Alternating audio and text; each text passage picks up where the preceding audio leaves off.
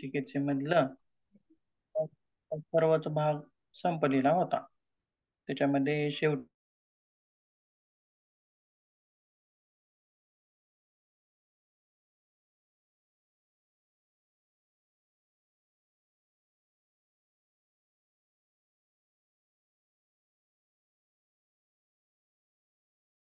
आपण मड ठीक आहे. बघा, तर किती वेळ ठेवायचा, काय ठेवायचा, कसा ठेवायचा, सर्व भाग आपण त्याच्यामध्ये बघितलेला होता. आणि आणखीन एक विशेष गोष्ट म्हणजे मातीचा डायरेक्टली उपयोग सुद्धा कसा करायचा तो सुद्धा आपण इथं बघितलेला आहे. तर आजच्या तासामध्ये आपण नवीन चिकित्सा बघणार आहोत आणि तिचं नाव आहे चुंबक चिकित्सा किंवा तिलाच आपण मॅग्नेट थेरपी असं सुद्धा म्हणत असतो. तर याच्या बाबतीत तुम्हाला काही माहिती असेल, ऐकलेलं असेल, पाहिलेलं असेल किंवा स्वतःवरती काही चुंबक चिकित्सा घेतलेली असेल, कुठं वाचलेलं असेल, तर याच्यापैकी काही सांगता आलं तर सांगा थोडक्यात.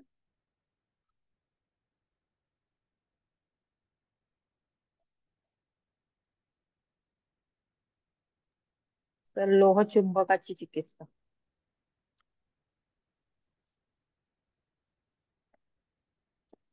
एवढंच ऐकलंय का? लोहचुंबक चिकित्सा. ठीक आहे. सर, हां, बोला. ज्याप्रमाणे मर्मस्थान आणि ॲक्युप्रेशरचे ॲक्युपंक्चरचे ज्याप्रमाणे पॉइंट असतात ना, तर ह्या हं, लोहचुंबक चिकित्सेमध्ये पण अशा शरीरातले काही म्हणजे ठराविक भाग काहीतरी असे पॉइंट्स वगैरे असतात आणि त्याच्यावर ही चुंबक चिकित्सा करतात. इतकंच माहिती आहे. ठीक आहे, ठीक आहे. छान. सांगण्याचा प्रयत्न केलात हे महत्वाचं आहे. बघा, बघूया काहीतरी आपल्याला असतं, कुठेतरी ऐकलेलं असतं, कुठेतरी वाचलेलं असतं. ठीक आहे. बघूया पुढे जाऊया. मग चुंबक तरी पाहिलाय का सर्वांनी? लहानपणी खेळलेला सुद्धा असेल.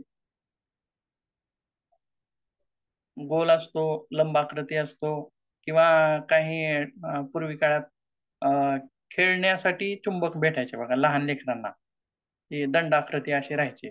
एकमेकाला चटकन चिटकायचे ते असे. सर, म्हणजे आता सध्याला ना हं, लहान मुलांच्या खेळण्यामध्ये एका सेटमध्ये 12 लोहचुंबक मिळतात आता सध्याला.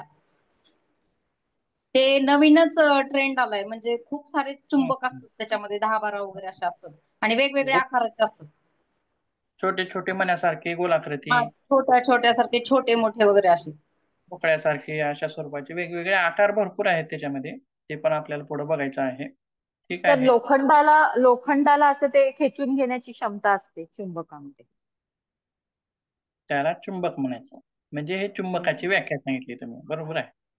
हो. त्यांनी सांगितले ते चुंबकाचे आकार, तुम्ही सांगितली ती चुंबकाची व्याख्या. ठीक आहे, बघूया पुढे मग. जवळपास तुम्हाला बरीच माहिती आहे.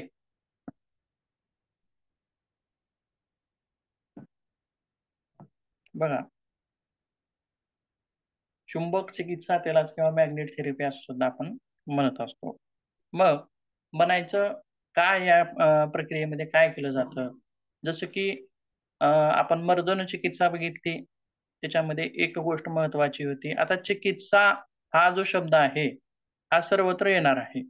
जसं की मर्दन चिकित्सा आहे, माती चिकित्सा आहे, आताची चुंबक चिकित्सा आहे, जलचिकित्सा आहे, रंगचिकित्सा आहे. ह्या वेगवेगळ्या गोष्टीमध्ये मागचा जो शब्द आहे चिकित्सा नावाचा, हा सर्वत्र येणारा आहे, सारखाच आहे. आणि पुढचे शब्द मात्र बदलत आहेत. कुठं रंग आहे, कुठं तेल आहे, कुठं मर्दन आहे, कुठं माती आहे. म्हणजे ज्या चिकित्सेमध्ये ज्या गोष्टीचा वापर केलेला आहे, त्या गोष्टीनुसार त्या चिकित्सेला नाव आहे. बरोबर आहे. मग बघा, तर चुंबक चिकित्सेमध्ये चुंबक म्हणजे काय? तर काय म्हणले बघा, ज्या चिकित्सेत चुंबकाचा आता याच्या कंसामध्ये काय सांगितले बघा किंवा अगोदर पूर्ण व्याख्या वाचूया एकदा. ज्या चिकित्सेत चुंबकाचा वापर करून शारीरिक विकारावर उपचार केले जातात, त्या चिकित्सेला चुंबक चिकित्सा असं म्हणतात. ही झाली याची चुंबक चिकित्सेची व्याख्या. याच्यातला मेन घटक जो आहे, तो आहे चुंबक. मृदा चिकित्सेमध्ये मेन घटक होता तो होता माती, जलचिकित्सेमध्ये जल. त्याचप्रमाणे मग आता या चुंबकामध्ये आणखीन एक कंसामध्ये थोडीशी माहिती दिलेली आहे. काय म्हटलंय तर चुंबकाचा वापर करताना मग तिथं वेगवेगळे आकार तिथं वापरले जातील. गुडघ्यावर कोणता चुंबक वापरायचा, डोळ्यावर कोणता ठेवायचा. का भला मोठा डोळ्यावर ठेवला तर मग तो डोळ्याला त्याचा वजन सहन होणार नाही. मग गुडघा कसा आहे, गुडघ्याचा पृष्ठभाग मोठा आहे, मग त्याच्यावरती कसा ठेवायचा. शरीराच्या वेगवेगळ्या भागावरती कसा ठेवायचा. ज्याप्रमाणे मडपॅक आपण शरीराच्या आकारानुसार वेगवेगळे मडपॅक लहान मोठे, लांब, रुंद, उंची वगैरे सगळं पाहिलं त्याप्रमाणे इथं आकार सुद्धा वेगवेगळ्या शरीराच्या भागाच्या आकारानुसार चुंबकाचे सुद्धा आकार आपल्याला इथं पाहायचे आहेत. त्यासोबत आणखीन एक विशेष महत्वाची गोष्ट म्हणजे काय आहे याच्यामध्ये चुंबकाची शक्ती. आता प्रत्येक चुंबकाची शक्ती ही सारखीच नाही. आता त्याच्यामध्ये सुद्धा प्रकार आहेत. ते पाहताना आपल्याला चुंबकाची शक्ती कशी आहे ते पाहता येतं किंवा वेगवेगळ्या अवयवावरती, वेगवेगळ्या जागेवरती तिथं किती शक्तीचा चुंबक वापरावा हे सुद्धा तिथं पाहणं गरजेचं आहे. किती काळ वापरावा, किती वेळ ठेवावा हे सुद्धा गरजेचं आहे. अतिशय तीव्र अशी शक्ती असलेला चुंबक असेल आणि नाजूक अशा अवयवावरती आपण जर ठेवला तर त्याचा फायदा होण्याऐवजी दुष्परिणाम होऊ शकतो. त्यामुळं वेगवेगळ्या ठिकाणी ठेवले जाणारे चुंबक हे वेगवेगळ्या शक्तीचे सुद्धा असतात. हे सुद्धा इथं महत्वाचं आहे. ठीक आहे. ही झाली चुंबक चिकित्सेची व्याख्या. मग पुढे आणखीन एक शब्द आहे चुंबक. आता याला काय म्हणायचं? चुंबक म्हणजे काय? तर ज्या पदार्थात लोखंडाला आकर्षित करण्याचा गुण आहे, त्याला चुंबक असे म्हणतात. मग आता बघा अ, असा कोणता पदार्थ आहे, असा कोणता घटक आहे, त्याला लगेचच आपण चुंबक असं नाव द्यायचं नाही. आलं लक्षात? कारण आता त्याची वेगवेगळी नावं आपल्याला पुढे इतिहासामध्ये बघायची आहेत. मग एखादा असा पदार्थ आहे किंवा एखादा असा खडा आहे, त्याला आपण अगोदर नाव नाही द्यायचं बघा आणि तो लोखंडाला आकर्षित करतोय. आकर्षित करण्याचा हा जो मुख्य गुण आहे, त्याच्यामुळं त्याला नाव चुंबक असं पडलेलं आहे.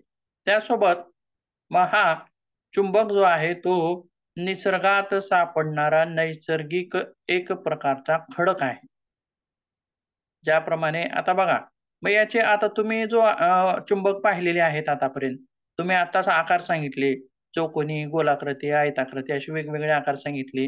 मग हे आकार अशाच स्वरूपामध्ये सापडतात का? जमिनीमध्ये सापडतात का? वेगवेगळ्या आता ह्या लोहाच्या ज्या खाणी असतात, मॅग्नेटाइट नावाच्या लोहाच्या ज्या खाणी असतात, त्याच्यामध्ये सुद्धा हे चुंबक सापडतं. अशा प्रकारचे खडक सापडतात. आता आपण सोन्याची तुम्ही जी दागिनं घालता वेगवेगळी, तर हे सोनं सापडतं कुठं? खाणीमध्ये सापडतं. आणि खाणीमध्ये सापडलेलं सोनं कसं असतं मग? असेच दागिने सापडतात का खाणीमध्ये वेगवेगळे? रिंग सापडते, कानातले सापडतात, नाकातले सापडतात, असं सापडतं का? तर नाही. तर त्याचं रॉ स्वरूप जो आहे, रॉ मटेरियल जे आहे, ते कसं आहे? खड्यांसारखं आहे, रेतीसारखं आहे, मातीसारखं आहे. अशा रॉ स्वरूपातील म्हणजे त्याला निश्चित अशा स्वरूपाचा आकार नाही. मग त्यानंतर तो जो धातू आहे, तो धातू बाहेर काढायचा, त्याचं शुद्धीकरण करायचं, माती बाजूला करायची, तो धातू बाजूला करायचा. पुन्हा त्याला वितळवायचं आणि आपल्याला जसा पाहिजे तसा आकार, जसा पाहिजे तसा दागिना आपण तो नंतर बनवत असतो. त्याप्रमाणेच आता तुम्ही सांगितलेले वेगवेगळे जे आकार आहेत, ते कृत्रिम आकार आहेत. मानवानं दिलेले त्याला आकार आहेत. पण जो खाणीमध्ये किंवा ज्या ठिकाणी तो सापडतो, तो रॉ स्वरूपातील जो चुंबक आहे, तो खडकासारखा आहे, वाळूसारखा आहे, रेतीसारखा आहे. त्याला निश्चित अशा स्वरूपाचा आकार नाही. आता समजा एक ट्रॅक्टरभर खडक आणून आपल्या दारासमोर टाकलेला आहे. त्याच्यामधला एका तरी खडकाचा आकार दुसऱ्या खडकाशी जुळतो का? म्हणजे समान आकार त्याच्यामध्ये नाही. सगळे खडे जे आहेत ते वेगवेगळ्या आकाराचे आहेत. त्याचप्रमाणे चुंबक हा जो नैसर्गिक चुंबक आहे, तो सुद्धा वेगवेगळ्या आकारामध्ये खड्यासारखा, वाळूसारखा, रेतीसारखा अशा स्वरूपामध्ये तो खाणीमध्ये आणि त्या ठिकाणी सापडत असतो. आणि हा नैसर्गिक खडक आहे आणि या खडकामध्ये लोहाला खेचून घेण्याची एक नैसर्गिक शक्ती त्याच्यामध्ये दडलेली असते. त्यासोबत आणि असे जे खडक सापडायचे त्या खडकांना मग एक नाव पडलं. त्याला म्हणलं गेलं लोडस्टोन असं म्हणून ओळखलं जायचं सुरुवातीला. सुरुवातीला काय म्हणून ओळखलं जायचं? लोडस्टोन म्हणून ओळखलं जायचं. मग त्याच्यानंतर मग त्याला मॅग्नेट असं नाव कसं पडलं? काय आहे त्याचा इतिहास काय आहे? आता बघा पुढे पाहायचं आपल्याला लोहचिकित्सा किंवा लोहाचा इतिहास मॅग्नेटचा म्हणजे चुंबकाचा इतिहास. आता बघा तर पहिला जो इतिहास आहे तो आपण ग्रीकांचा इतिहास आपल्याला त्याच्यामध्ये बघायचा आहे किंवा ग्रीकांमध्ये एक आख्यायिका सुद्धा तिथं आहे लोहचुंबकाबाबत आणि त्याच्यावरूनच त्या आख्यायिकेवरूनच त्याचं नाव सुद्धा पडलेलं आहे असं तिथं आपल्याला म्हणता येतं. बघा ग्रीकमधील आता ही काही नावं महत्वाची आहेत बघा. त्याच्यावरूनच आपल्याला त्याला नाव कसं पडलं हे आपल्याला पुढे पाहता येतं. बघा काय म्हणले ग्रीकमधील मॅग्नेशियामध्ये आता हे काय आहे?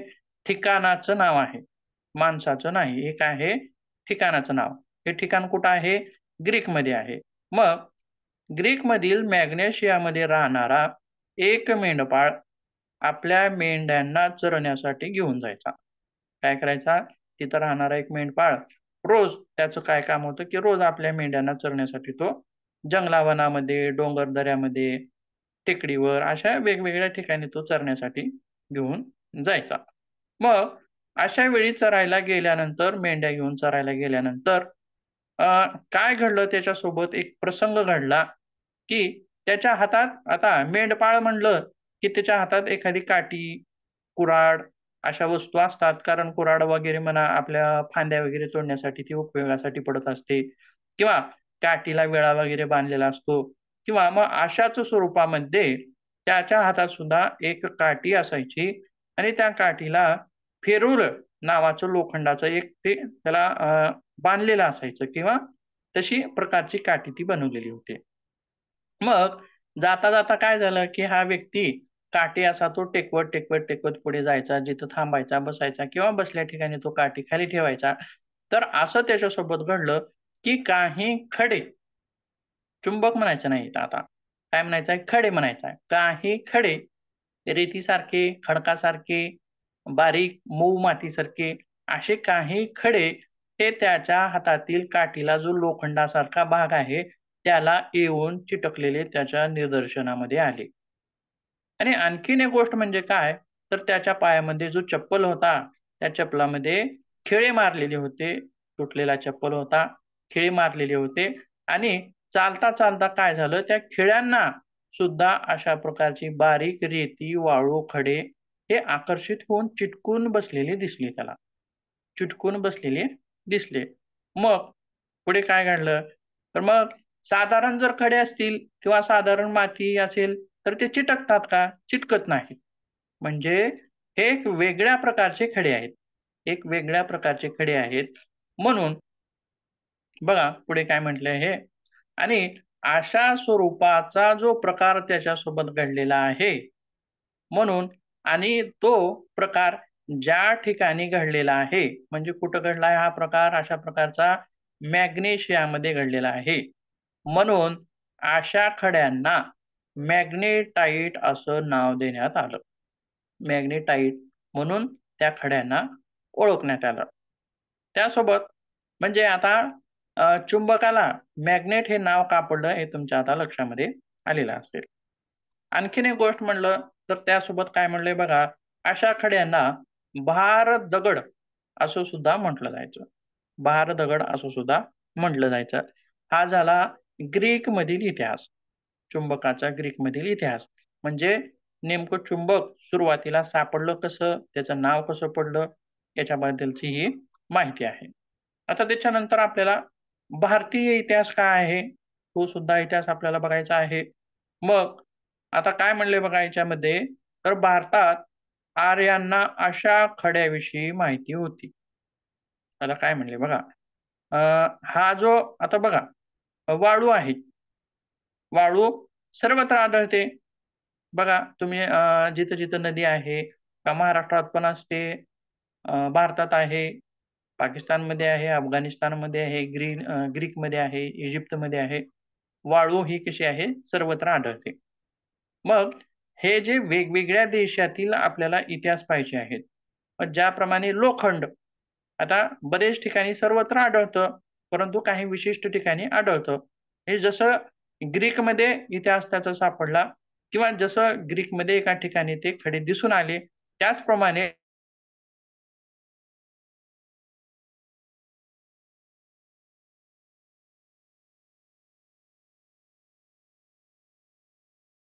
मग फक्त ग्रीकमध्येच एक भाग आहे का जिथं मॅग्नेटचे खडे सापडतात?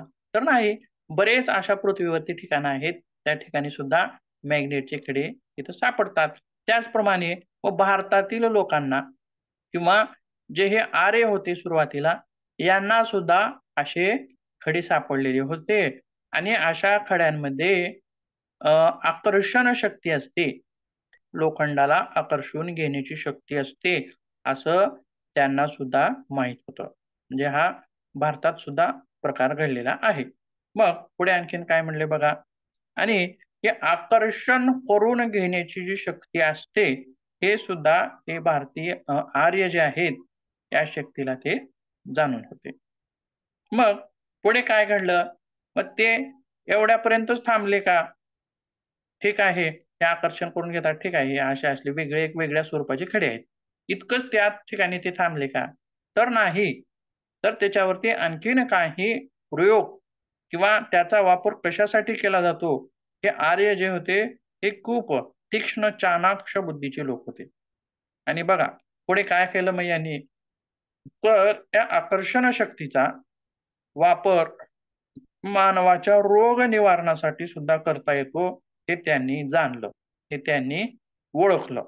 मग पुढे आर्यांनी काय केलं बघूया आणखीन.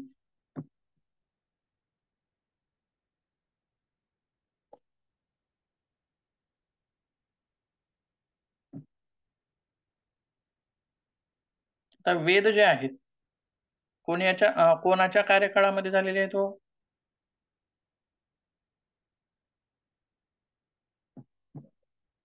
कोणता काळ होता तो? आर्यांचाच काळ होता. लक्षात. ठीक आहे. मग त्या काळामध्येच वेदांची रचना झालेली आहे, आर्य काळामध्ये. तर बघा, पुढे काय म्हणतंय?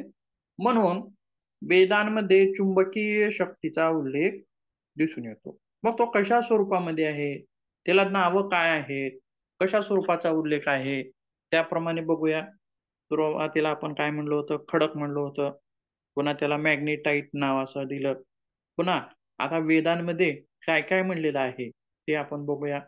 तर बघा, अथर्ववेदात किंवा अथर्ववेदाचाच आणखीन एक उपवेद म्हणजे आयुर्वेद.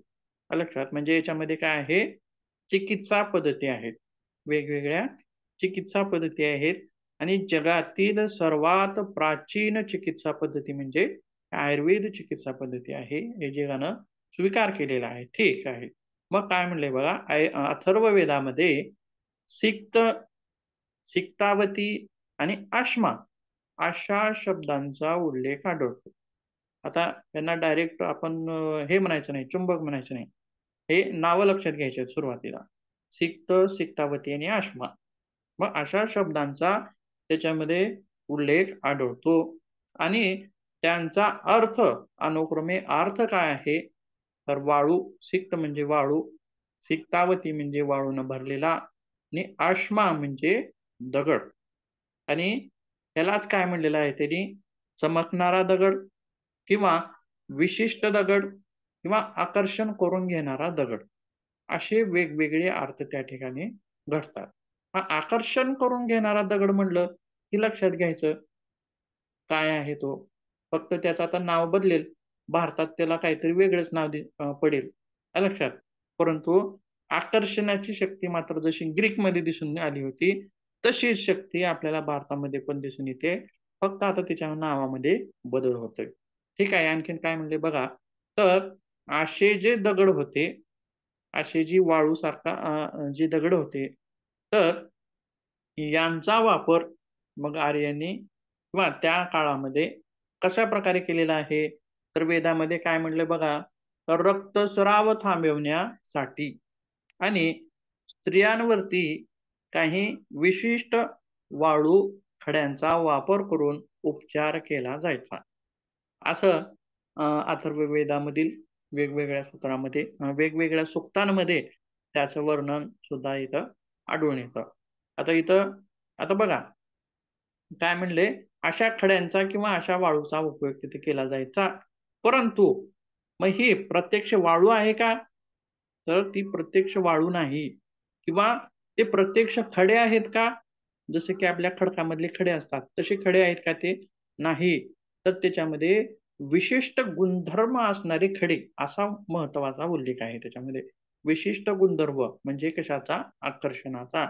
मग ज्याच्यामध्ये हा आकर्षणाचा गुणधर्म आहे, त्याला आपण मॅग्नेट किंवा आपल्या भारतातील जी वेगवेगळी नावं आहेत, सिक्त, आश्मा वगैरे अशी नावं तिथं वापरू शकतो.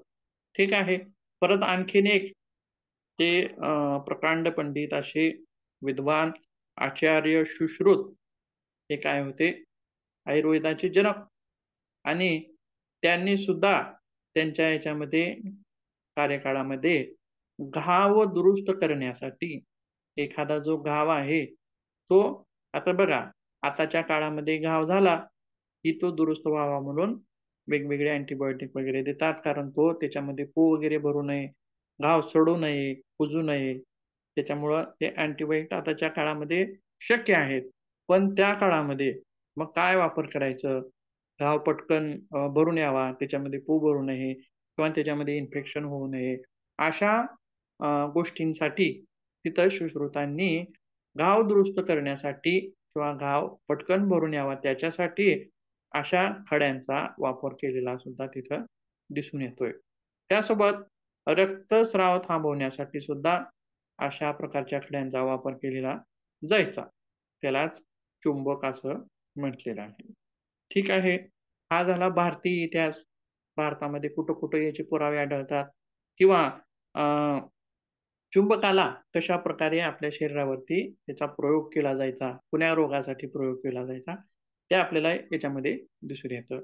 किंवा आणखीन एक लोहचुंबकाच्या बाबतीत आपल्याला एक हे पाहायचं म्हटलं उदाहरण तर बघा, तर जे सुरती सोमनाथाचं गुजरातमधील जे मंदिर होतं, शिवाचं जे मंदिर होतं, 12 ज्योतिर्लिंगापैकी एक जे मंदिर आहे, त्याच्यामध्ये जे शिवलिंग होतं, आता शिवलिंगाचे काही भाग आहेत. एक वरचं लिंग, त्याच्यानंतर खालचा जो भाग आहे, तो एक आणि त्याच्यानंतर आणखीन एक खालचा भाग 3 म्हणजे जो जमिनीला चिटकून असतो, तो एक. आणि शिवलिंगामधला सर्वात महत्त्वाचा भाग म्हणजे ते शिवलिंग जे आहे, ते या ज्योतिर्लिंगामधलं शिवलिंग ते खालच्या भागाला चिटकून नव्हतं, तर ते अधांतरी होतं, असं सुद्धा म्हटलं जातं. असं सुद्धा त्याचा इतिहास आहे.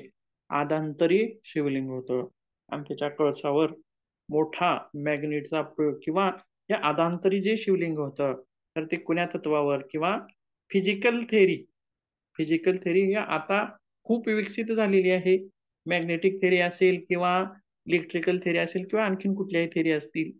पण त्या काळात अशा प्रकारे चुंबकाचा वापर करणं म्हणजे खूप काही हे आहे, प्रगत निशाण आहे ते सुद्धा आणि अशा प्रकारचं मंदिर आपल्या मंदिरामध्ये ते दिसून यायचं. ते शिवलिंग अधांतरी होतं म्हणजे तो सुद्धा एक प्रकारचा चुंबकाचाच प्रकार आहे, इतिहास आहे. त्यासोबत आता आणखीन जर इतिहास पुढे बघायचा म्हणला, तर काय म्हणले बघा, इजिप्तमधील ज्याप्रमाणे आपण मर्दन चिकित्सेमध्ये सांगितलं होतं, की अ, काही तिथली जी थडगी असायची, त्या थडग्यामध्ये काही चित्र होती, काही चित्रलिपी होती आणि त्या चित्रलिपीमध्ये एक व्यक्ती झोपलेला होता, एक व्यक्ती उभा होता, एक व्यक्ती उभा राहिलेला व्यक्ती मालिश करल्यासारखं त्याचं चित्रण केलेलं होतं. असं त्याच्यानुसार मर्दन चिकित्सा आहे, ती खूप जुनी त्या भागामध्ये आहे, ग्रीकमध्ये आहे, असं आपण तिथं म्हटलेलं होतं किंवा त्याचा पुरावा आहे, असं तिथं म्हटलेलं होतं. त्याचप्रमाणे ही रंगचिकित्सा जसे की आपण अजिंठ्याची जी हे आहेत बघा लेणी आहेत, त्यामध्ये वेगवेगळी चित्र काढलेली आहेत. प्राचीन चित्र आहेत. त्याचप्रमाणे ग्रीकमध्ये सुद्धा काही मंदिरामध्ये अशी वेगवेगळी चित्र काढलेली आहेत. खूप प्राचीन चित्र आहेत आणि अशा चित्रांमध्ये, अशा चित्रलिपीमध्ये ही चुंबकीय चिकित्सेचे सुद्धा पुरावे तिथं आढळून येतात. चुंबकीय चिकित्सा केल्यासारखी सुद्धा चित्र त्याच्यामध्ये निदर्शनात येतात. असं सुद्धा म्हणजे त्याच्यानुसार त्या चित्रानुसार तिथं तो इतिहास दडलेला आहे, अशा प्रकारचा इतिहास दडलेला आहे, असं सुद्धा म्हटलं जातं. त्यासोबत आणखीन क्लिओपात्रा नावाची एक स्त्री सुद्धा तिथं होती इजिप्तमध्ये आणि ती काय करायची, की तिचं तारुण्य टिकून राहावं, तिचं सौंदर्य टिकून राहावं, याच्यासाठी ती गळ्यामध्ये एक ताईत घालायची. ती काय करायची, गळ्यामध्ये एक ताईत घालायची आणि हे ताईत म्हणजे एखादी उटी किंवा एखादा भस्म वगैरे काही नसून, तर ते ताईत म्हणजे लोहचुंबक होता. तो काय होता? लोहचुंबकालाच ती ताईत म्हणून गळ्यात घालायची आणि का? तर सौंदर्य दीर्घकाळ टिकून राहावं अशी त्याच्यामध्ये एक आख्यायिका सुद्धा आहे आणि त्या ठिकाणचे बरेच लोक, स्त्रिया सुद्धा अशा प्रकारच्या चुंबकाच्या ताईताचा उपयोग तिथं करायचे, असं सुद्धा तिथं दिसून आलेलं आहे. म्हणजे हा झाला इतिहास कुठला आहे? हा इजिप्तमधील इतिहास आहे. ठीक आहे. मग आणखीन काय आहे? तर बघा 1971 मध्ये कॅलिफोर्निया म्हणजे आता आपण प्रगत इतिहासाकडे आलो. प्राचीन इतिहासाकडून प्रगत इतिहासाकडे आता आपण आलोय. 1971 म्हणजे अलीकडील काळ, आपल्या जवळचा अलीकडील काळ आणि कॅलिफोर्निया विद्यापीठामध्ये चुंबक किंवा चुंबकीय जी शक्ती आहे, तिचा वापर किंवा जी चुंबकातील जी प्रारणे निघतात, लहरी निघतात, त्या लहरीमुळे आपल्या शरीरातील चयापचयाची प्रक्रिया सक्रिय होते, असा सुद्धा तिथं प्रयोग त्या प्रयोगामार्फत दिसून आलेला आहे. म्हणजे चयापचयाची प्रक्रिया गतिशील करण्यासाठी, सक्रिय करण्यासाठी सुद्धा चुंबक मदत करतं, चुंबकीय लहरी मदत करतात, असं त्या प्रयोगादरम्यान दिसून आलेलं आहे. आणि अशा लहरी, चुंबकीय लहरी उत्पन्न करण्यासाठी किंवा ते चुंबक हातामध्ये ठेवून त्या व्यक्तींना बसवलं जायचं असं सुद्धा माहिती आहे. त्यासोबत आणखीन एक पुढे इतिहास आहे 1986 चा म्हणजे हा जो आहे तो जपानमधील आहे. आणि एक वैद्य किंवा एक डॉक्टर आहे, त्याचं नाव आहे ओशिया वोक. ओशिया ओक आणि त्यांनी काय केलेलं आहे बघा, तर वेगवेगळी म्हणजे मेरुदंड म्हणजे काय मणका, जे मणक्याच्या विकृती असणारे लोक गोळा केले. मणक्याच्या जसं आपण तुम्ही जो थिसिस करताय, प्रयोगात्मक थिसिसमध्ये काय करता वजन कमी करायचा थिसिस असेल तर वेगवेगळ्या स्त्रिया घेतल्या, त्याच्यावरती वेगवेगळे प्रयोग करून बघितले आणि काय फरक पडतो तो तुम्ही सांगता थिसिसमध्ये. त्याचप्रमाणे हा जो डॉक्टर होता ओशिया ओक नावाचा, त्याने काय केली, जे मणक्याच्या संबंधित विकृती असणारे जे लोक होते, अशा लोकांना एकत्रित केलं. अशा लोकांना एकत्रित केलं आणि अशा लोकांना ज्यामध्ये चुंबकीय बेल्ट, जसं की आपण बेल्ट वापरतो बघा, मणक्याची जर गादी वगैरे निसटलेली असेल, तर बरेच वेळेस आपण पाहिलेलं आहे, की बेल्ट वापरतात. पण त्यांनी काय केलं, चुंबकीय बेल्ट म्हणजे त्या बेल्टमध्ये चुंबक ठेवलेले असतात. अशा प्रकारचा एक बेल्ट असतो, तयार केलेला असतो. आणि अशी चुंबकीय बेल्ट अशा मणक्याच्या विकृती असणाऱ्या लोकांवरती प्रयोगात्मक करून पाहिले आणि त्याच्यामध्ये त्या मणक्याच्या विकृतीमध्ये बऱ्याच लोकांना फायदा झालेला सुद्धा त्याच्यामध्ये दिसून आलेला आहे. त्यासोबत पुढे आणखीन आता हा झाला चुंबक चिकित्सेचा काय आहे इतिहास आहे. त्यासोबत आणखीन एक आपल्याला इतिहास सांगायचा आहे बघा. तो अ, 1179 चा एक इतिहास आहे युरोपमधील आणि युरोपमध्ये सुद्धा चुंबक चिकित्सेविषयी काही लोक तिथं जागृत होते आणि त्यांचं म्हणणं असं आहे, की चुंबक चिकित्सा फक्त म्हणजे इतर काही रोगावर तर कार्य करतेच, म्हणजे गुडघेदुखी म्हणा, कंबरदुखी ठीक आहे, त्यावर तर कार्य करतेच असं असेल. पण त्याचसोबत विषबाधा म्हणजे चुंबकामध्ये विषाला खेचून घेण्याची सुद्धा ताकद आहे आणि विषबाधेवरती सुद्धा त्या चुंबक चिकित्सेचा वापर करता येतो, असं तिथल्या लोकांनी म्हणलं. आणि त्यासोबत टक्कल पडणे आणि उदासीनता हा जो मानसिक विकार आहे, त्या उदासीनतेच्या मानसिक विकारावरती सुद्धा चुंबक चिकित्सेचा वापर करता येतो असं सुद्धा युरोपातील लोकांनी म्हटलेलं आहे. आणखीन एक इतिहासामध्ये आपल्याला गोष्ट बघायची आहे, ती आहे 1150 ची आणि ही जर्मन मधील आहे. जर्मन नावाचा जो देश आहे तिचे हिल्डेगार्ड वॉन बिगे अशा नावाची एक महिला होती आणि ज्याप्रमाणे भारतामध्ये आनंदीबेन ही पहिली भारतीय काय होती, महिला डॉक्टर होती. त्याचप्रमाणे ही जी स्त्री आहे, आता मी जे नाव घेतलं काय, हिल्डेगार्ड वॉन बिगेन असं तिचं नाव आहे आणि ही जर्मन मधील पहिली महिला डॉक्टर होती आणि हिच्या चिकित्सेमध्ये तिनं चुंबकीय चिकित्सेचा वापर केलेला दिसून येतो. त्याच्याबद्दलची पुस्तकं सुद्धा आहेत. ठीक आहे. त्याच्यानंतर आपल्याला आणखीन पुढे काही भाग बघायचा आहे, तो म्हणजे बघा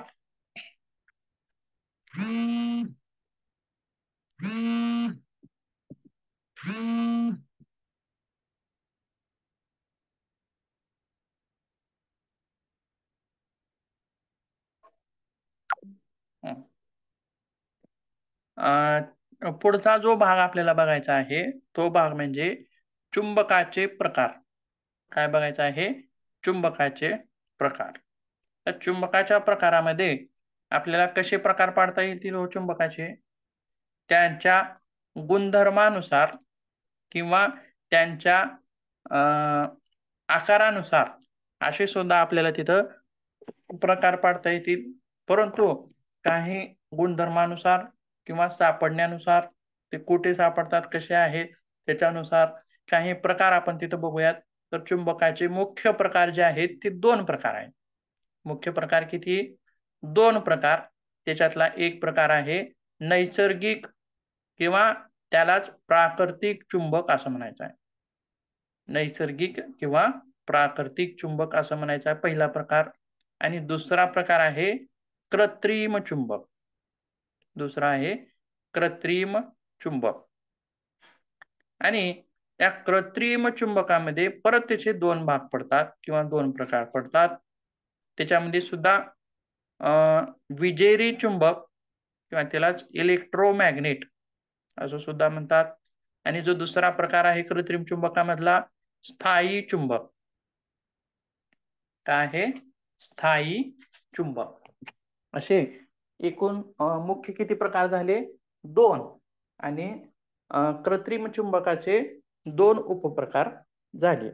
त्यासोबत मग आता बघा, सुरुवातीला आपण प्राकृतिक चुंबकाविषयी माहिती घेऊया. प्राकृतिक चुंबक कशाला म्हणायचं? जे चुंबक निसर्गात आढळून येतात. जे निसर्गात आढळून येतात आणि ते खनिज स्वरूप ते खड्यांसारखे किंवा वेगवेगळ्या आकारांचे असतात. आता यांचा आकार कसा आहे? निश्चित आहे का? नाही. पहिली गोष्ट म्हणजे काय? निसर्गात आढळतात, निसर्गात सापडतात. आणि दुसरी गोष्ट काय आहे? यांचा जो आकार आहे तो यांचा आकार निश्चित अशा स्वरूपाचा आकार यांचा नाही. आणि आणखीन एक गोष्ट म्हणजे काय? तर हे खनिज स्वरूपात असतात. कशा स्वरूपात असतात? खनिज स्वरूपामध्ये असतात. आणि आणखीन एक चुंबकत्वाचं विशेष गुण म्हणजे लोखंडाला खेचण्याची शक्ती या चुंबकामध्ये असते. आता ह्या शक्तीमुळेच आपण त्याला चुंबक म्हणत असतो. ही गोष्ट वेगळी झाली. ठीक आहे. आणखीन एक गोष्ट या नैसर्गिक चुंबकाबाबत बोलायची झाली तर यांच्यामधली जी शक्ती आहे, चुंबकीय शक्ती आहे, ती एक समान असते. एक समान असते सुरुवातीपासून शेवटपर्यंत. म्हणजे हा खडा आपल्याला सापडलाय, मग त्याची जी निर्मिती झाली आहे त्या निर्मितीपासून याची जी चुंबकीय शक्ती आहे ती एकसारखी असते. एकसारखी म्हणजे काय? तर ही शक्ती वाढवता येत नाही किंवा ही शक्ती कमीही करता येत नाही. म्हणजे ही शक्ती सर्वत्र सर्व काळ समान सारखी असते. आणि विशेष गोष्ट म्हणजे काय? तर याच्या शक्तीची एक निश्चित अशी सीमा असते. निश्चित सीमा असते. म्हणजे आता कृत्रिम चुंबकामध्ये याच्या विरुद्ध आहे, विरुद्ध गोष्टी बघायच्या आहेत कृत्रिम चुंबकामध्ये. पण याची सीमा निश्चित सीमेपर्यंतच याच्यामध्ये चुंबक शक्ती असते. अतिरिक्त चुंबक शक्ती जर आपल्याला पाहिजे असेल मानवाच्या कोणत्या कार्यासाठी, शारीरिक कार्यासाठी किंवा यांत्रिक कार्यासाठी चुंबकाच्या शक्ती वेगवेगळ्या वापरल्या जातात, परंतु ते कृत्रिम चुंबक असतात. परंतु नैसर्गिक चुंबकामध्ये मात्र ही शक्ती एक समान आहे, हिला वाढवता येत नाही, तिची एक नैसर्गिक सीमा आहे. आणि हे चुंबकत्व जे आहे या नैसर्गिक चुंबकत्वाचं, हे स्थायी चुंबकत्व असतं. हे निघून जात नाही, हे निघून जात नाही. आता त्याच्यानंतर दुसरा प्रकार बघायचा आपल्याला, कृत्रिम चुंबक. कृत्रिम चुंबकामधला पहिला प्रकार वीज चुंबक किंवा इलेक्ट्रोमॅग्नेटिक चुंबक, बिजली चुंबक असं सुद्धा म्हटलं जातं. मग याच्यामधले काय प्रकार आहे, तर हे चुंबक ऍक्टिव्हेट करण्यासाठी त्याच्यामध्ये वीज प्रवाहित केली जाते. काय केली जाते? वीज प्रवाहित केली जाते. आणि ज्या वेळी या चुंबकामध्ये वीज प्रवाहित केली जाते त्या वेळीच त्याच्यामध्ये चुंबकत्वाचा गुण दिसून येतो, आकर्षणाचा गुण दिसून येतो. याची चुंबकीय शक्ती जी आहे ही अनिश्चित आहे, कमीही करता येते, वाढवताही येते, अतिशय तीव्र प्रमाणामध्ये सुद्धा वाढवता येते. आणि असे जे चुंबक आहेत, इलेक्ट्रोमॅग्नेट आहेत, वीजधारा प्रवाहित करून तात्पुरत्या काळासाठी चुंबकत्व त्याच्यामध्ये जे निर्माण केलं जातं, असे जे चुंबक आहेत ते मोटारीमध्ये वेगवेगळे जे इंजिनिअरिंग स्पेस पार्ट आहेत किंवा आपली साधी पाण्याची मोटर असेल किंवा साऊंड असेल, स्पीकर स्पीकर साऊंड असेल, त्याच्या मागे सुद्धा एक गोल चुंबक असतो बघा, तो तशा प्रकारचा असेल. किंवा चुंबकाचा वापर बऱ्याच उपकरणामध्ये होत असतो आणि अशा इलेक्ट्रिक उपकरणामध्ये अशा प्रकारच्या चुंबकांचा वापर होत असतो. इलेक्ट्रिक चुंबकांचा वापर होतो. फक्त इलेक्ट्रिक फील्ड त्याच्या इलेक्ट्रिक प्रवाह गेला तरच त्याच्यामध्ये चुंबकत्व येतं. इलेक्ट्रिक फील्ड जर बंद झाली तर हे चुंबकत्व बंद होतं. त्यासोबत जे मोठमोठे जे कारखाने आहेत, अशा कारखान्यामध्ये क्रेन असतात बघा. काही क्रेन म्हणजे लोखंडाचे तुकडे पडलेले आहेत बरेच. काही लोखंड मोठे आहेत, काही बारके आहेत, छोटे आहेत, लहान आहेत, त्याच्यापेक्षा अतिशय सूक्ष्म आहेत. तर अशा ठिकाणी ते जे लोखंड एका ठिकाणाहून दुसऱ्या ठिकाणी न्यायचं असेल तर त्या ठिकाणी असे चुंबकीय क्रेन वापरले जातात. चुंबकीय क्रेन वापरले जातात. त्या क्रेनमध्ये हे सोडली, वीज सोडली की ते ऍक्टिव्हेट होतं आणि ते सगळं आकर्षून घेतं, सगळी लोखंडाला आकर्षून घेतं. आणि ज्या जागी आपल्याला उतरवायचं आहे ते लोखंड, त्या ठिकाणी ती चुंबकीय वीज बंद केली म्हणजे की ते लोखंड ते चुंबक काय करतं, कृत्रिम चुंबक काय करतं, तो चिटकून घेतलेला लोखंडाचा भाग सर्व त्या ठिकाणी सोडून देतं. म्हणजे अस्थायी स्वरूप कसं आहे याचं, अस्थायी स्वरूपाचं आहे. त्यासोबत आता कृत्रिम चुंबकामधीलच आणखीन एक चुंबकाचा नवीन प्रकार, नवीन म्हणजे दुसरा प्रकार म्हणजे काय, तर स्थायी चुंबक. आता याच्यामध्ये विजेची आवश्यकता नाही, विजेची आवश्यकता नाही. वीज असली काय आणि नसली काय याच्यावरती फरक पडत नाही. तर याच्यावरती मेटलर्जी नावाची वेगळी प्रोसेस त्या चुंबकावरती केलेली असते. किंवा आपण बघत असतो बघा, एखादी पिन किंवा लोखंडी खिळा चुंबकाला जर आपण चिटकवून ठेवला तसंच जास्त काळापर्यंत किंवा एक दिवस जरी ठेवला, तर त्या पिनमध्ये सुद्धा ती पिन आपण बाजूला काढली आणि दुसऱ्या पिनला चिटकावली, पिन म्हणजे तर त्या पिनेला दुसरी पिन चिटकते. म्हणजे काय, त्याच्यावरती एक विशेष प्रक्रिया झाली.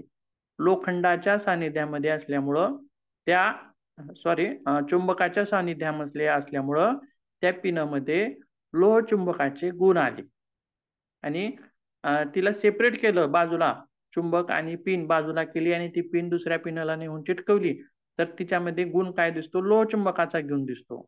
परंतु हा गुण सुद्धा स्थायी स्वरूपाचा नाही.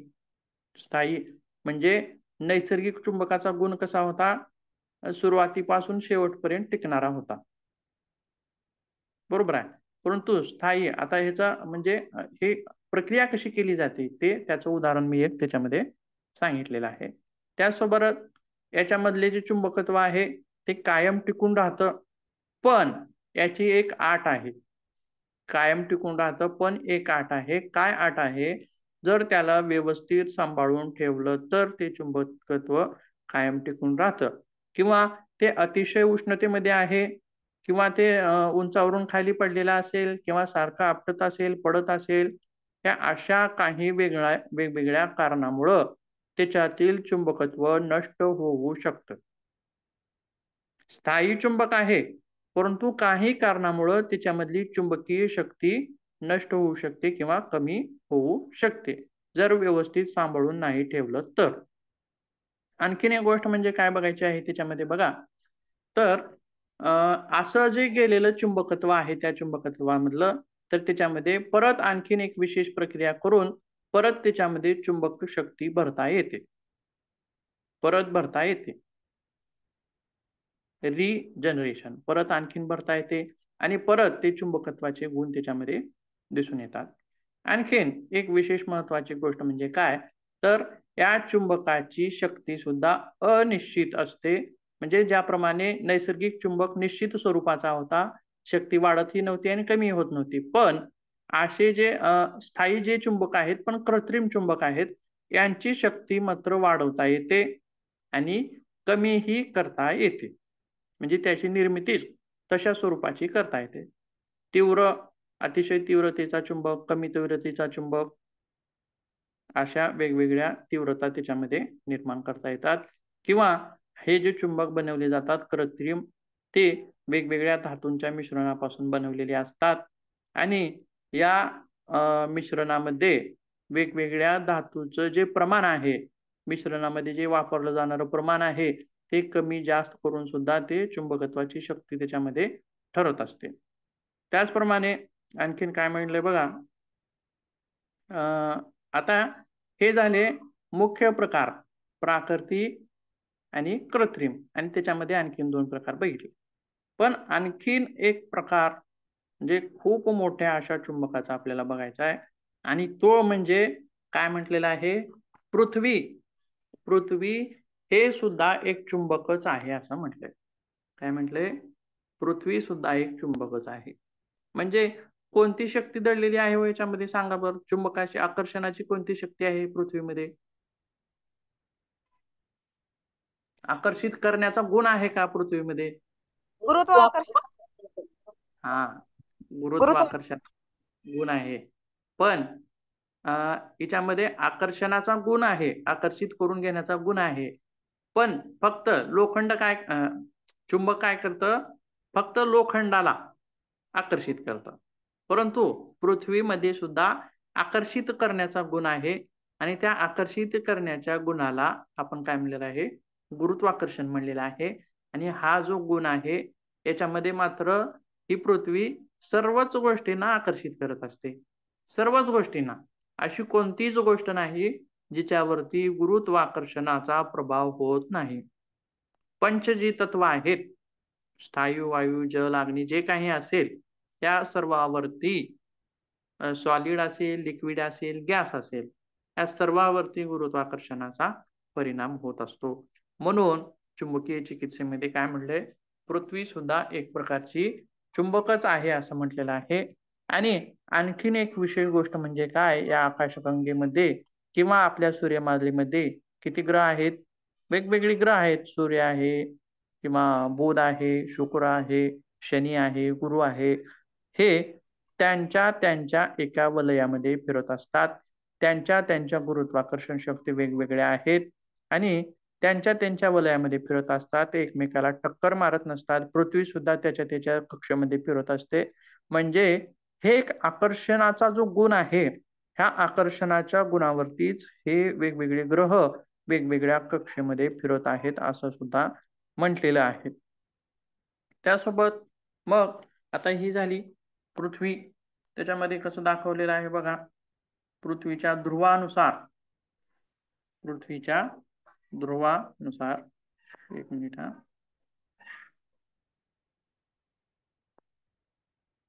बघा जसं हा एक चुंबक आहे, चौकोनी चौकोनी म्हणतो आयताकृती.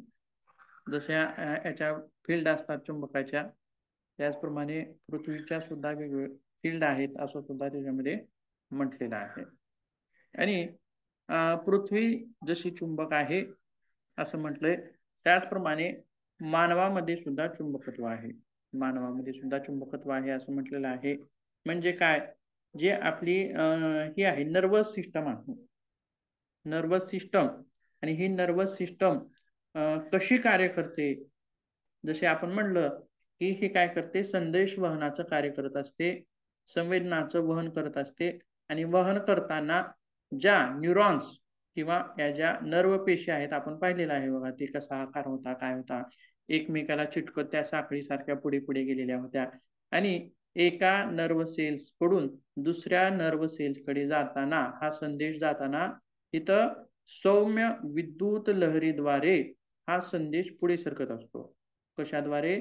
सौम्य विद्युत लहरीद्वारे हा संदेश पुढे सरकत असतो. म्हणजे आपल्या शरीरामध्ये सुद्धा काय आहे, विद्युत लहरी आहेत किंवा विद्युत कार्य आहे, इलेक्ट्रिक फील्ड आहे.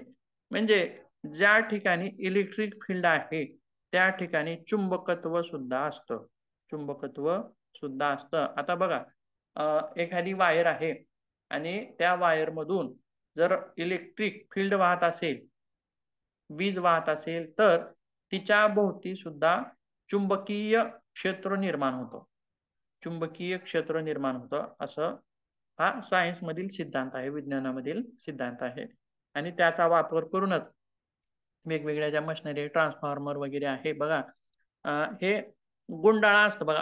आपण तुम्ही ही पाण्याची मोटर वगैरे बघितलेली असेल, त्याच्यामध्ये तारा गुंडाळलेल्या असतात, बऱ्याच तारा गुंडाळलेल्या असतात.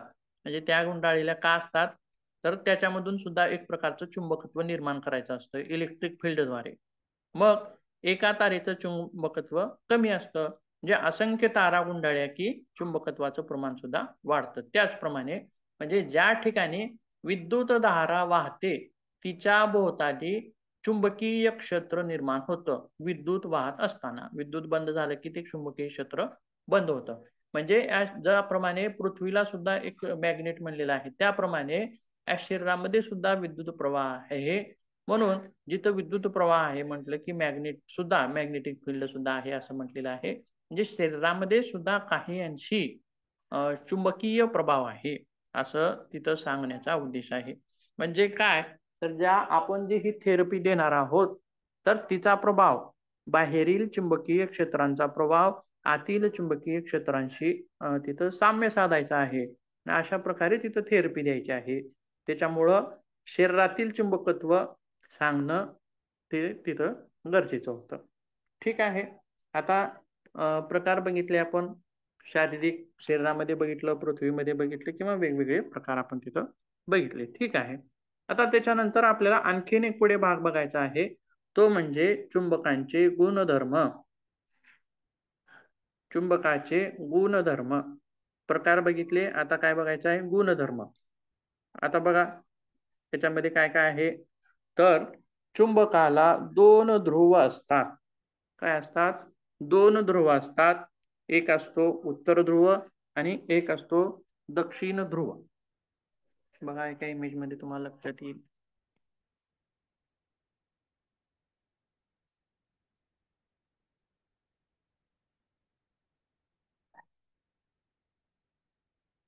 आता हा जो चुंबक आहे याच्यावर दोन, एक लाल रंगाचा भाग आहे, एक निळ्या रंगाचा भाग आहे. लाल रंगाच्या भागावरती N म्हणजे नॉर्थ पोल, उत्तर ध्रुव असं त्याला म्हणायचं आहे. आणि दुसरा आहे निळ्या भागात S लिहिलं आहे, म्हणजे तो आहे साऊथ पोल म्हणजे दक्षिण ध्रुव असं त्याला म्हणायचं आहे. मग याला असं नावं का पडलेली असतील, उत्तर ध्रुव किंवा दक्षिण ध्रुव अशी का नावं पडलेली असतील, काय कारण असेल त्याचं? किंवा पूर्व ध्रुव आणि पश्चिम ध्रुव असं दिलं असतं तर काय झालं असतं, बिघडलं असतं का? मग ती का नावं दिली नाहीत, हीच नावं का दिली? तर याच्या पाठीमागे सुद्धा एक कारण आहे. ते कारण म्हणजे काय, तर ही जी पट्टी आहे चुंबकाची, हे चौकोनाकृती जी पट्टी आहे, तिला जर अधांतरी वर बांधून ठेवलं, वर जर बांधून ठेवलं, बघा एका इमेज मध्ये तुम्हाला लक्षात येईल, तर ती आता तिला कितीही गोल फिरवा, आता बघा, आता वर अधांतरी बांधून ठेवलेला आहे बघा चुंबकाला, या पट्टीला चुंबकाच्या, त्याच्यावरती 2 पोल आहेत, साउथ आणि नॉर्थ, आणि याच्यामध्ये बघा तर ही जी पट्टी बांधून ठेवलेली आहे, आता ह्या पट्टीला काय करायचं आहे, खालून खालून आपल्याला गोल फिरवायचा आहे. काय करायचं, एक मिनिट, गोल फिरवायचं, हे असं, त्याला असं गोल गोल गोल गुंडाळून काय करायचं, सोडून द्यायचं. मग ते काय करते, भिंगरी सारखी फिरते गोल, काय होते, भिंगरी सारखी गोल फिरते, आणि त्याच्यामधली शक्ती संपली की ती स्थिर होणार आहे, शेवटी काय होणार आहे, स्थिर होणार आहे. पण तिच्यातला जे 2 टोक आहेत, निळा आणि लाल रंग असे जे दिलेले टोक आहेत, तर ते टोक, एक टोक जे आहे ते उत्तरेला तोंड करून थांबणार आहे, आणि एक टोक जे आहे ते दक्षिणेला टोक करून थांबणार आहे. लक्षात, म्हणून हे दिशा दर्शवतात, काय करतात, दिशा दर्शवतात. आणि काय केलं, पहिल्यांदा काय केलं, गोल गोल फिरवलं आणि सोडलं, मग पहिल्यांदा ते चुंबक काय झालं, उत्तर दक्षिण असं तोंड करून थांबलं. मग परत त्याला आणखीन गोल फिरवलं, 100 वेळा फिरवलं, 1000 वेळा फिरवलं, 1,00,000 वेळा फिरवलं, कितीही वेळा फिरवलं तरी काय करायला लागलं, ते चुंबक फक्त उत्तर आणि दक्षिण असं तोंड करून थांबायला लागलं. कितीही वेळा फिरवा, कितीही अस्थिर करा त्याला, तरी ते स्थिर कसं व्हायला, उत्तर दक्षिण असं स्थिर व्हायला लागलं. म्हणून त्याची नावं पडली, म्हणून त्याची काय पडली, नावं पडली. एक नाव पडलं उत्तर, साऊथ पोल, आणि नॉर्थ पोल, अशी 2 त्याला नावं पडलेली आहेत. आणि जसा चुंबकामध्ये आकर्षण करण्याचा गुण आहे, त्याचप्रमाणे दिशा दर्शवण्याचा सुद्धा एक चुंबकाचा महत्वाचा गुण आहे. लक्षात, गुणापैकी चुंबकाचे गुण आपण बघणार आहोत गुणधर्मामध्ये, दिशादर्शक गुण. त्यासोबत आणखीन काय बघायचं आपल्याला पुढे, बघा, तर काय म्हटलंय, आकर्षण गुण. आता हा आकर्षण गुण तर बघितलाय आपण, आकर्षण गुण, हा आकर्षण कोणाला करून घेतो, लोखंडाला करून घेतो, किंवा निकेल, कोबाल्ट अशा वेगवेगळ्या धातूंना सुद्धा तो आकर्षित करून घेत असतो.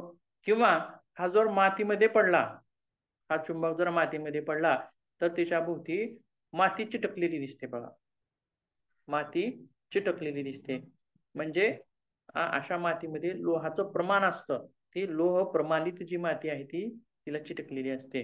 किंवा आपण माती चिकित्सेमध्ये काही पाहिले बघा, जी लाल माती असते तिच्यामध्ये लोहाचं प्रमाण जास्त असतं असं म्हणलेलं आहे. तर हा जर चुंबक लाल मातीमध्ये पडला, तर अतिशय जास्त प्रमाणामध्ये ती माती तिला चिकटलेली दिसून येते, म्हणजे लोहाच्या प्रमाणामुळे ती चिकटण्याचा गुणधर्म आहे. आकर्षण गुण.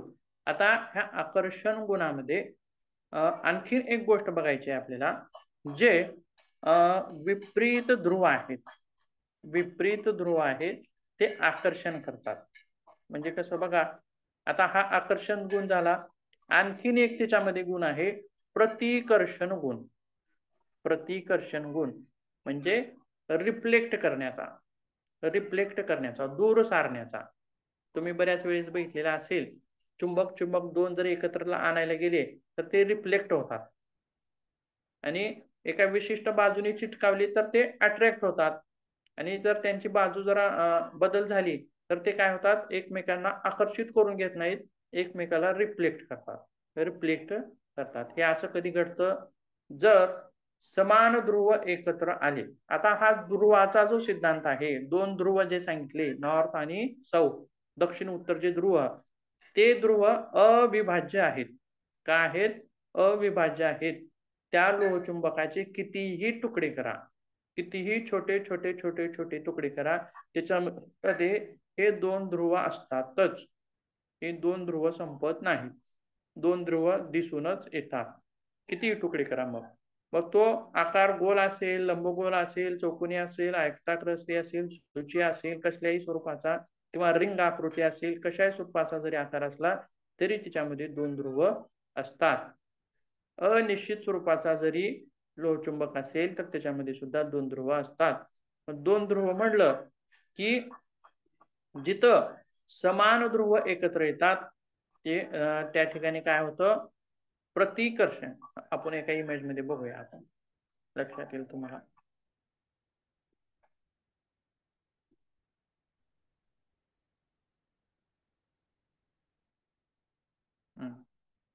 आता बघा, आता पहिली जी इमेज आहे, पहिली जी 2 लोहचुंबक आहेत त्याच्यामध्ये काय आहे, साऊथ पोल आणि नॉर्थ पोल एका ठिकाणी आणलेले आहेत आणि त्याच्यामध्ये काय आहे, दोन्हीमध्ये अट्रॅक्शन आहे, म्हणजे ते एकमेकाला चिटकतात. आणि जर नॉर्थ पोल, इकडल्याही चुंबकाचा नॉर्थ पोल आणि इकडल्याही चुंबकाचा नॉर्थ पोल, दोन्ही चुंबकाचे नॉर्थ पोल जर जवळ आणले, म्हणजे समान ध्रुव जर जवळ आणले, तर त्यांच्यामध्ये काय दिसून येतं, रिफ्लेक्शन दिसून येतं. आणि विरुद्ध ध्रुव जर जवळ आले तर त्यांच्यामध्ये अट्रॅक्शन दिसून येतं. म्हणजे 2 गुणधर्म दिसले बघा याच्यामध्ये. काय काय, एक आकर्षणाचा गुण आणि दुसरा प्रतिकर्षणाचा गुण. आणि आणखीन काय म्हणलं, ध्रुव गुणधर्मामध्ये ध्रुव, 2 ध्रुव असं सुद्धा म्हणलं. आणि आणखीन एक गुण म्हणजे ध्रुव हे कसे आहेत, अविभाज्य आहेत, ते विभाजित होत नाहीत. कितीही लहान तुकडे केले तरी ते विभाजित होत नाहीत.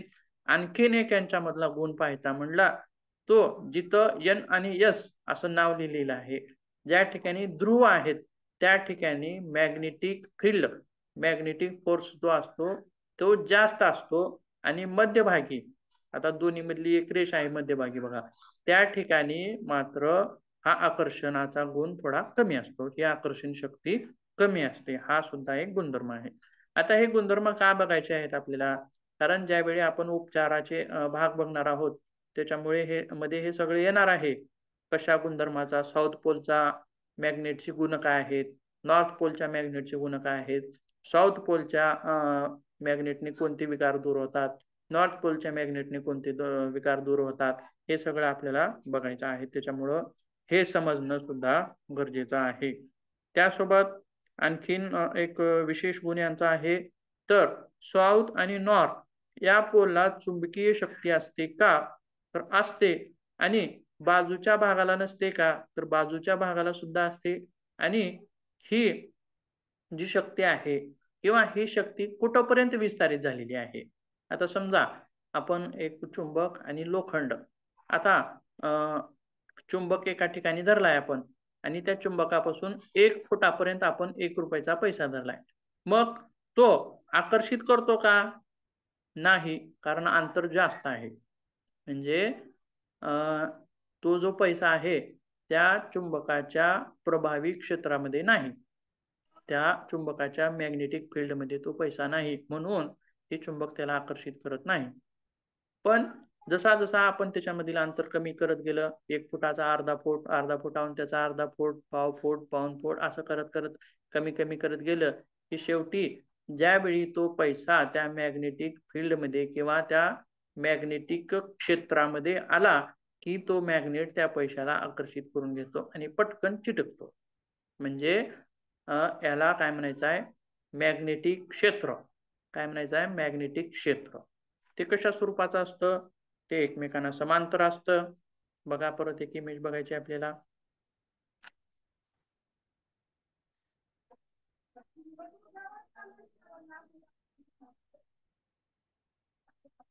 एक मिनिट हा, याच्यामध्ये पाहता येईल बघा आपल्याला.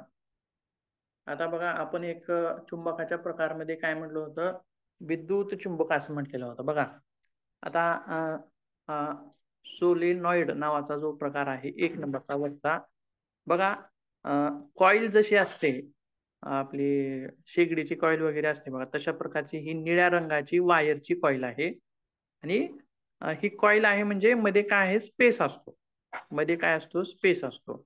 म्हणजे आता याच्यामध्ये करड्या रंगाच्या जे रेषा आहेत किंवा काळ्या रंगाच्या जे रेषा आहेत, कशा आहेत, मधून बाहेर गेलेल्या एक आहेत. म्हणजे वीज प्रवाहित झाली त्याच्यामध्ये की मधून बाहेर जाणारा एक चुंबकाचा प्रवाह निर्माण होतो. आणि आणखीन एक रेष गोलसर वर दाखवलेली आहे बघा, म्हणजे त्या वायरापासून थोडस दूर अंतरावरती जो हा प्रवाह आहे तिथं सुद्धा हा प्रवाह निर्माण होतो. म्हणजे ह्या इलेक्ट्रिक मॅग्नेटिक मधील प्रवाह झाला.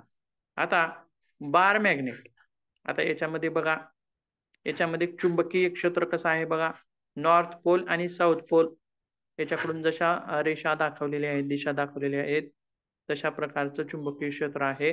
आणि त्याच्यानंतर बाजूला जे चुंबकीय क्षेत्र आहे ते एकमेकांना समांतर असतं, एकमेकांना छेदणारं नसतं.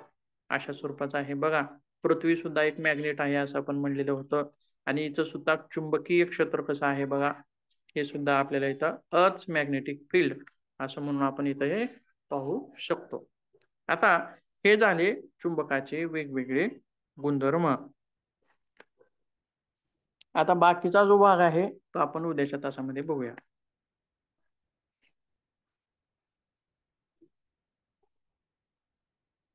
तर आलेले आहे